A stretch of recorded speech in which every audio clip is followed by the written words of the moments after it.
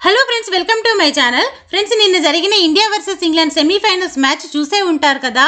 చాలా thrilling match. అసలు చివరి ఓవర్ వరకు, చివరి బాల్ వరకు కూడా ఎవరు గెలుస్తారు అంటే చెప్పలేని పరిస్థితి. అంత గట్టి పోటీ ఇచ్చారు ఇంగ్లాండ్ ప్లేయర్స్. అయితే మన వాళ్ళు ఫస్ట్ బ్యాటింగ్ చేస్తూ 253 స్కోర్ చేశారు. దానిని చూస్తే ఇంగ్లాండ్ వాళ్ళు ఫస్ట్ ప్యానిక్ అవ్వాలి. అంత స్కోర్ అంటే ఇంకా ప్రతి ఓవర్లో 6లు 4లు కొడుతూనే ఉండాలి, అంత పెద్ద స్కోర్. కానీ వాళ్ళు ఒకవైపు వికెట్స్ పడుతున్నా కూడా ఎక్కడా కూడా ప్యానిక్ అవ్వకుండా దానిని చేసి ఫైనల్స్లోకి వెళ్ళాలని చివరి వరకు పోటీ పడ్డారు. మన ఇండియా గెలవాలి అని అభిమానిస్తూనే క్రికెట్ని ఇంకా అభిమానిస్తాం కాబట్టి వాళ్ళు ఆడిన ఆటని కూడా ఖచ్చితంగా మనం అప్రిషియేట్ చేసి తీరాల్సిందే. అంత మంచి పోటీ ఇచ్చారు.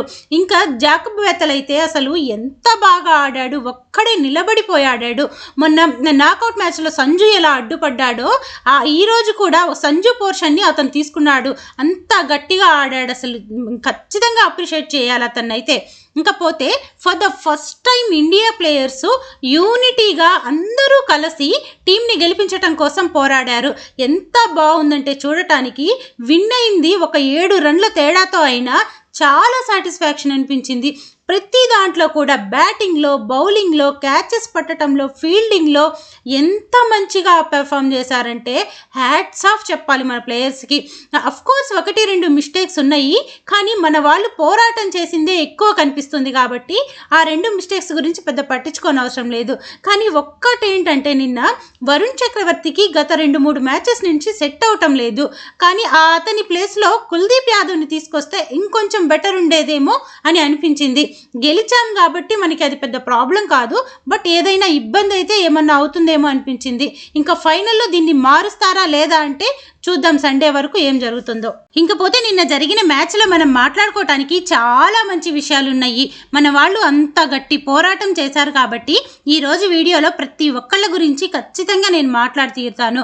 ఇండియా టాస్ ఓడిపోయిన తర్వాత ఫస్ట్ బ్యాటింగ్ చేయాల్సి వచ్చింది. సో అలా బ్యాటింగ్ చేస్తూ ఓపెనర్స్గా సంజు ఇంకా అభిషేక్ శర్మ రావటం జరిగింది. సంజు నిన్న ఆడిన ఆట ఉంది అసలు. నాకౌట్ మ్యాచ్లో ఆడిన ఆట ఒక తీరు, ఈ సెమీఫైనల్స్లో ఆడిన ఆట మరొక తీరు. ఎంత కాన్ఫిడెంట్గా ఆడుతున్నాడంటే ఒక్క షాట్ కూడా రాంగ్ షాట్ కొట్టడానికి ప్రయత్నించట్లేదు. అఫ్కోర్స్ నిన్న ఒక లైఫ్ అనేది వచ్చింది. 15 బాల్ దగ్గర క్యాచ్ అనేది మిస్ చేయటం జరిగింది. కానీ దానిని ఛాలెంజింగ్గా తీసుకొని ఎంత గొప్పగా కొట్టాడు. 42 బాళ్ళల్లో 89 రన్లు కొట్టాడు. తను సెంచరీ మిస్ చేసుకున్నా కూడా ఎక్కడా కూడా తను సెంచరీ కోసం ఆడలా. ఎలాగోలాగా రన్స్ స్కోర్ చేయాలి, నేను రన్స్ స్కోర్ చేస్తే మిడిల్ ఆర్డర్లో ప్రెషర్ తగ్గుతుంది, మిడిల్ ఆర్డర్లో వాళ్ళు కంగారు పడకుండా నీట్గా కొట్టుకుంటారు అని అతని స్థాయిలో అతను ఎంతవరకు స్కోర్ పెంచాలి అనేది ఒక్కటే ఆలోచించాడు. కానీ ఎక్కడా కూడా హాఫ్ సెంచరీ చేసుకోవాలని, సెంచరీ చేసుకోవాలని ఇలాంటి ఆలోచన అతనిలో లేనే లేదు. అసలు అంత గొప్పగా ఆడాడు. మరొక విషయం ఏంటంటే జాఫ్రా ఆర్చర్ సంజు శాంసన్ని చాలాసార్లు అవుట్ చేసిన సందర్భాలు ఉన్నాయి. కొంచెం ఇబ్బందికరమైన పరిస్థితే ఉంది. చాలామంది కూడా ప్రిడిక్ట్ చేస్తున్నారు సంజుని ఇబ్బంది పెడతాడేమో, వికెట్ తీస్తాడేమో పవర్ ప్లేలోనే అనేసి. కానీ అలాంటి జాఫ్రా ఆర్చర్ని కూడా ఫస్ట్ స్ట్రైక్ తీసుకోకుండా ఉండి అలా భయపడకుండా స్ట్రైక్ తీసుకొని ఆర్చర్కి టార్చర్ అంటే ఏందో చూపించాడు. అంత హిట్టింగ్ చేశాడు, ఎక్కడా కూడా భయపడలా. అతను కొట్టే షాట్స్కి ఆర్చర్కి ఏమి ఇయ్యాలో కూడా అర్థం కాలేదు ఒక టైంలో. అసలు ఎంత మంచిగా ఆడాడో ఇంకా చెప్పడానికి కూడా మాటలు సరిపోవు. నెక్స్ట్ అభిషేక్ శర్మ విషయానికే కానీ వస్తే, ఇంకా కూడా మా అభిషేక్ శర్మ కొడతాడు, సెమీఫైనల్స్లో కొట్టకపోతే ఏంటి ఫైనల్స్లో కొడతాడు అని ఇలా మాట్లాడే వాళ్ళు ఎవరన్నా మూర్ఖంగా ఉంటే మాత్రం వాళ్ళు ఈ వీడియోని స్కిప్ చేసేయండి, చూడకండి. ఇంత మూర్ఖంగా కూడా మాట్లాడితే ఇంక నేనేం చేయలేను. ఇది చాలా క్రూషియల్ మ్యాచ్. పక్కన ఉంది ఇంగ్లాండ్ టీం, వాళ్ళేం చిన్న టీం కాదు. అలాంటప్పుడు నువ్వు ఓపెనింగ్లోకి వచ్చి పవర్ ప్లేలో ఎంతో కొంత రన్స్ స్కోర్ చేయకపోతే అవతల మనిషి మీద ప్రెషర్ పడిపోతుంది. అప్పుడు 2 వికెట్స్ పడిపోతే చాలా ఇబ్బంది అయిపోతుంది. అలాంటిది ఏమీ ఆలోచించకుండా నువ్వు ఏ బాల్ ప్రతిసారి అవుట్ అవుతున్నావో ఆ బాల్ని మార్చుకోవడానికి ఎక్కడ ప్రయత్నం చేయటం లేదు. పోనీ సంజుకి కనెక్ట్ అవుతున్నప్పుడు ఒక సింగిల్ తీసి స్ట్రైక్ రొటేట్ చేయాలి కదా, అలా చేయటం లేదు. తనకి వచ్చింది ఒకటే ఆట, అదే ఆడుతున్నాడు. అది మిస్టేక్లో 4 or 6 పోతే ఓకే, లేదంటే అవుట్ అయిపోతున్నాడు. ఎక్కడా కూడా తన విధానాన్ని మార్చుకోవటం లేదు. మరి అసలు దీన్ని ఎలా సమర్థిస్తున్నారో నాకైతే తెలియట్లేదు. ఇంకా ఫైనల్లో మేబీ ఇషాన్ కిషన్ని, సంజుని ఓపెనింగ్ చేసి రింకు శర్మని తీసుకొచ్చి అభిషేక్ శర్మని ఆపితే బెటర్ అని నా ఫీలింగ్. కానీ విన్నింగ్ టీం కాబట్టి మేబీ చేంజ్ చెయ్యకపోవచ్చు. అట్లీస్ట్ వెంటనే పవర్ ప్లేలోనే వికెట్ పడిపోకుండా కొంచెం సేపు గ్రౌండ్ షాట్లు సింగిళ్ళు తీస్తూ స్ట్రైక్ రొటేట్ చేస్తూ కొంచెం సంజుకి సపోర్ట్ చేస్తే బాగుండు. ఒక 20 కానీ 30 రన్లు కానీ కొడితే కొంచెం బెటర్గా ఉంటుంది టీంకి అని మాత్రం అనుకుంటున్నాను. ఇంకపోతే నెక్స్ట్ అభిషేక్ శర్మ అవుట్ అయిపోయిన తర్వాత ఇషాన్ కిషన్ వచ్చాడు. ఇషాన్ కిషన్ కూడా ఎంత బాగా ఆడాడు. అసలు సంజు ఇషాన్ కిషన్ ఆడుతుంటే ఎంత బాగుండిందో చూడటానికి. హ్యాపీగా ఒక మిస్అండర్స్టాండింగ్ లేకుండా చక్కగా సింగిల్స్ 2Dలు తీసుకుంటూ వచ్చిన బాల్ కొట్టుకుంటూ అలా అతను 18 బాళ్ళకి 39 రన్లు కొట్టాడు. ఈ టైంలో 39 రన్లు కొట్టడం అంటే నాట్ ఈజీ. అలా ఇషాన్ కిషన్ కానీ ఇంకొంచెం సేపు ఉన్నట్లయితే ఇంకొంచెం స్కోర్ వచ్చేదనిపించింది. ప్రతి బాలు బాగా కనెక్ట్ అవుతుంది, భలే కొడుతున్నాడు.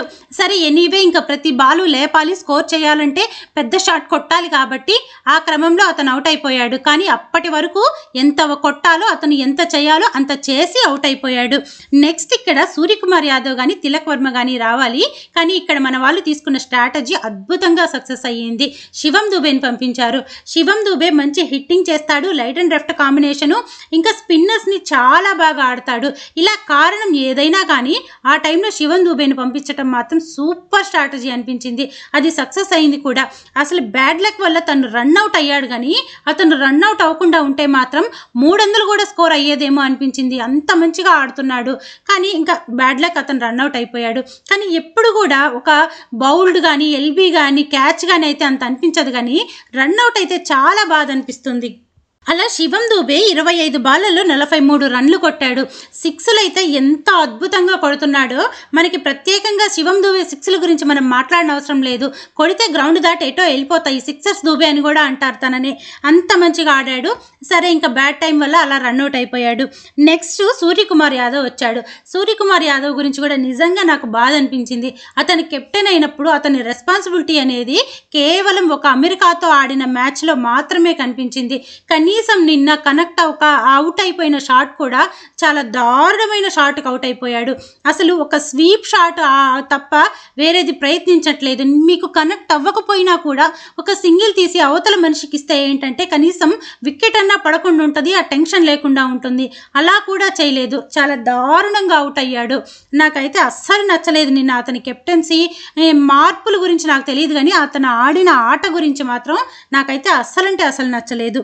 ఇంకా నెక్స్ట్ హార్దిక్ పాండ్యా వచ్చాడు. హార్దిక్ పాండ్యా నిన్న చేశాడు. అసలు అతను చేసిన బ్యాటింగ్, లాస్ట్లో కొట్టిన 2 సిక్స్లు ఉన్నాయి కదా, వాటిల్లో ఒక 6 మనల్ని ఈరోజు కాపాడిందని చెప్పాలి. కేవలం 7 రన్ల తేడాతో మాత్రమే మనం విన్ అయ్యాం. కాబట్టి బ్యాటింగ్ అయినా బౌలింగ్ అయినా ఫీల్డింగ్ అయినా లాస్ట్లో బెతెల్ని అవుట్ చేశారు కదా, రన్అట్ ఎంత ఫోర్స్గా వేశాడంటే త్రో, దానిని సంజు కూడా అంతే ఫోర్స్గా తీసుకొని రన్అట్ చేశాడు. ఇంకా హార్దిక్ పాండ్యా క్లాస్ గురించి నేను ప్రతి మ్యాచ్లో చెప్తూనే ఉంటా. అంత క్లాస్ ఉంటుంది. అసలు అతను బ్యాటింగ్ చేసినా అట్టే చేస్తాడు. అఫ్కోర్స్ ఒక్కొక్కసారి ఫెయిల్ అవుతుంటాడు, కానీ ఇలాంటి మ్యాచ్లో మాత్రం ఛాలెంజింగ్గా తీసుకొని ప్రెస్టీజియస్కి పోయి ఆడతాడు. అలా హార్దిక్ పాండ్యా 12 బాళ్ళల్లో 27 రన్లు కొట్టాడు. లాస్ట్ ఓవర్లోనే 2 సిక్స్లు కొట్టాడు. ఒక సింగిల్ తీసుకోవాలంటే తీసుకోకుండా పక్కన వాళ్ళకి ఇవ్వకుండా తనే ఉంచుకొని స్ట్రైక్ 2 సిక్స్లు కొట్టాడు.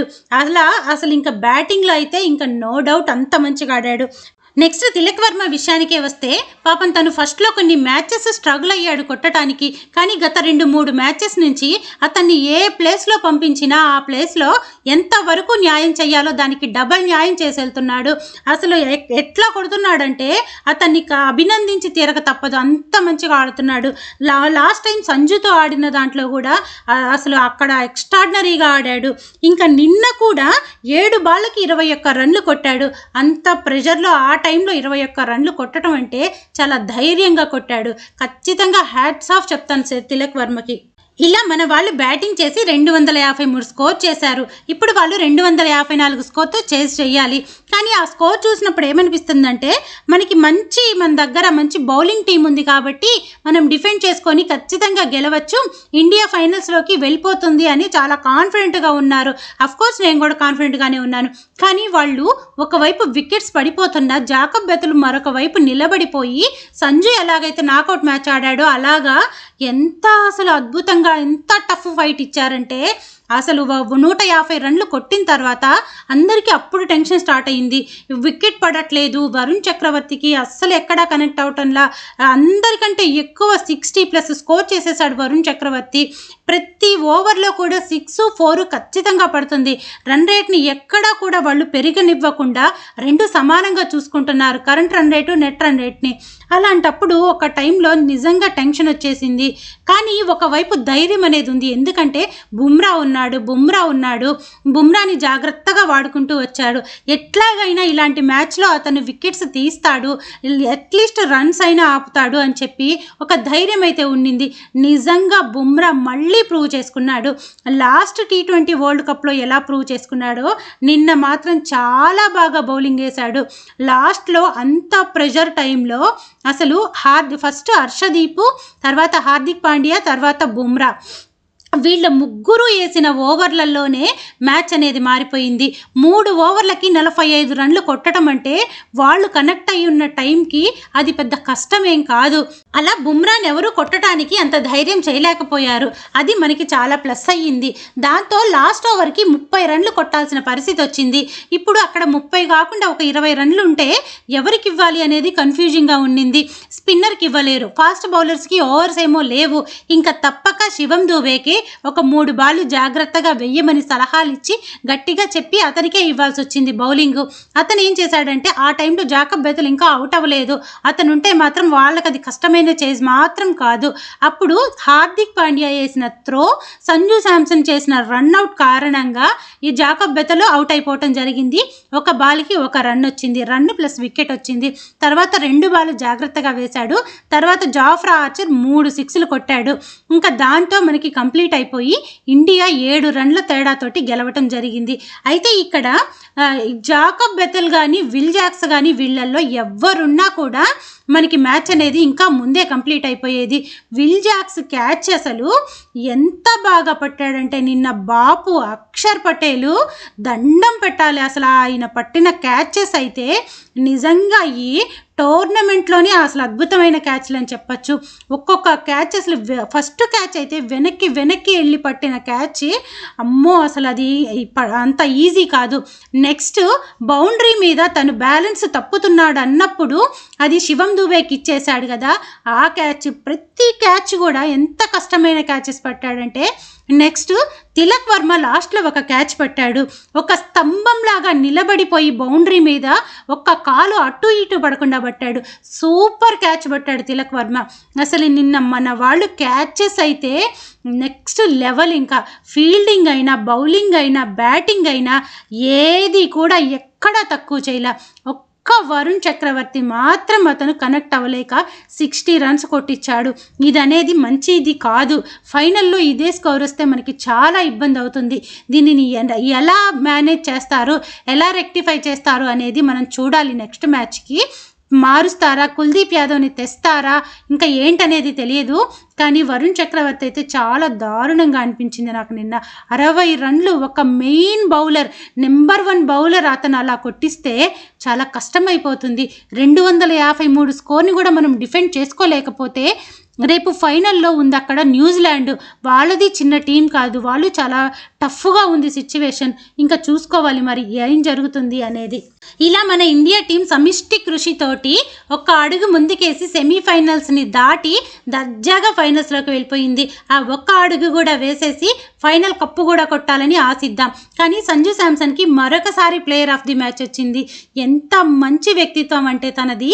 తను తీసుకుంటూ అన్న ఒక్క మాట ఉంది కదా, ఇది నాకన్నా కూడా బుమ్రాకి ఇస్తే చాలా బాగుండి అనిపించింది. డెత్ ఓవర్స్లో అతను వేసిన మంచి బౌలింగ్ వల్ల ఇవాళ మ్యాచ్ విన్ అయి నా చేతుల్లో ప్లేయర్ ఆఫ్ ది మ్యాచ్ ఉంది, కాబట్టి ఇది బుమ్రాకే ఇవ్వచ్చు అని చెప్పన్నాడు. అలా ఒక ప్లేయర్ మరొక ప్లేయర్ని అతని కష్టాన్ని గుర్తించడం అంటే అది అందరూ చేయలేరు. అది సంజు శాంసన్ నిన్న అన్న ఆ మాట చాలా మంచిగా అనిపించింది. అసలు అద్భుతంగా అనిపించింది. అతను ఒక ప్లేయింగ్ స్టైలే కాదు, అతని వ్యక్తిత్వం కూడా ఇంకొక లెవెల్. ఇలా నిన్న సెమీఫైనల్స్ కంప్లీట్ అయిపోయింది.